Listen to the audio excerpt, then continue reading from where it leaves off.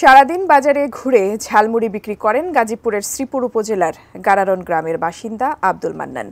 জরাজীর্ণ একটি টিনশেড ঘরে বসবাস তার, কিন্তু জুন মাসের বিদ্যুৎ বিল হাতে পেয়ে এক প্রকার অজ্ঞান হওয়ার উপক্রম তার। কারণ এক মাসেই তার বাড়ির বিদ্যুৎ বিল এসেছে প্রায় 11 লাখ টাকা, যা অন্য সময় আসতো 500 থেকে 600 টাকা। ভুতুরে এই বিল আতঙ্কে বর্তমানে বাড়ি ছাড়া তিনি। আর বিদ্যুৎ অফিসের এমন কাণ্ডে ক্ষোভ জানিয়েছেন স্থানীয়রা। গাজীপুরের শ্রীপুর থেকে এনামুল হক আকন্দের পাঠানো ছবিতে বিস্তারিত ডেস্ক রিপোর্টে। জরাজীর্ণ একটি টিন শেড বাড়ি, পাশেই ভাঙাচোরা একটি পাকঘর। এখানে বসবাস করেন ঝালমুড়ি বিক্রেতা মোহাম্মদ আব্দুল মান্নান।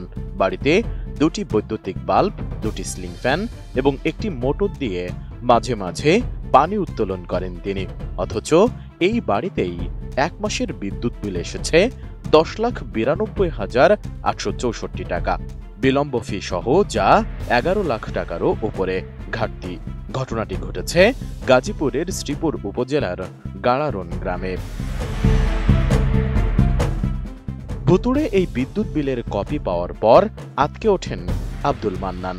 এত টাকা তিনি কিভাবে দেবেন, এই আতঙ্কে এক পর্যায়ে বাড়ি ছাড়া হয়ে যান ঝালমুড়ি বিক্রেতা। বিশ্বমানের থার্মিক্স রড, সালাম স্টিল থার্মিক্স, দেশের একমাত্র থার্মিক্স রড। এ ঘটনায় স্থানীয়দের মাঝে ক্ষোভের সৃষ্টি হয়েছে। সেই সাথে বিদ্যুৎ অফিসের প্রতিও জমেছে অনেক অভিযোগ। অনেক জায়গায় এগুলো বিল বেশি হয়ে যায়, 2-3 ডজন জায়গা, তখন তারা কি করে বিলগুলি মিটারের তারগুলি কাটতে দেয়। কাটতে দিলে পরে তাদের গেলে তাদের 1500-2000 টাকা দিলে পরে তারা আবার লাইন লাগাতে যায়। এগুলি কাজ কি সঠিক দেখি? এটা কি সম্ভব? বেড়া বেঁচে ঝালমুড়ি, বেড়া 11 লক্ষ টাকার উপরে কারেন্ট বিল আসে। সর্বোচ্চ বিল আসার কথা 300-400 টাকা। অফিসের এটা গাফলতি অথবা এদের দুর্নীতির বোঝা যায় না। বেড়া এই বিল দিব করতে, তারপরে বাড়িঘর সাইরা ওনায় ফালাইছে এই বিদ্যুৎ বিলের ডরে। এলাকাবাসী সবাই এটা করতে যাতে এই অ্যাকশন নেয়, বিদ্যুৎ অফিসের মাধ্যমে যেন অ্যাকশন নেয়। আর এলাকার মধ্যে এখন এক মিটার তারা সমস্যা হইলে ঠিক করতে চায় না। আপনার কাছে অভিযোগ জানায় যে এটা সঠিকভাবে তারা পরিচালনা করে। জানা যায় ঝালমুড়ি বিক্রেতা আব্দুল মান্নানের স্ত্রীর নাম মর্জিনা, তিনি প্রবাসী। স্বজনরা জানান আকস্মিকভাবে ওই বিল দেখে আতঙ্কে বাড়ি ছেড়ে চলে গেছেন তিনি। বিদ্যুৎ বিল বিলম্ব হলে জরিমানা সহকারে বিদ্যুৎ বিল 11,44,905 টাকা। এই অবস্থায় আমার বোন জামাই ওনাকে বিদ্যুৎ বিল কথা বললে উনি বাড়ি ছেড়ে চলে যায়। বিদ্যুৎ বিলের কথা শুনে যে ভাই সাহেব, আমি এই বিদ্যুৎ বিল কিভাবে পরিশোধ করব?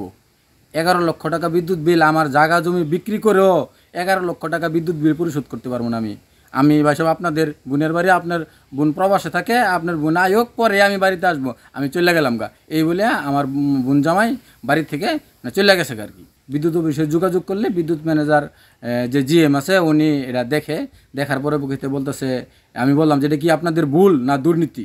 পরে বলতেছে এটা আমাদের হয়তো ভুল হয়েছে।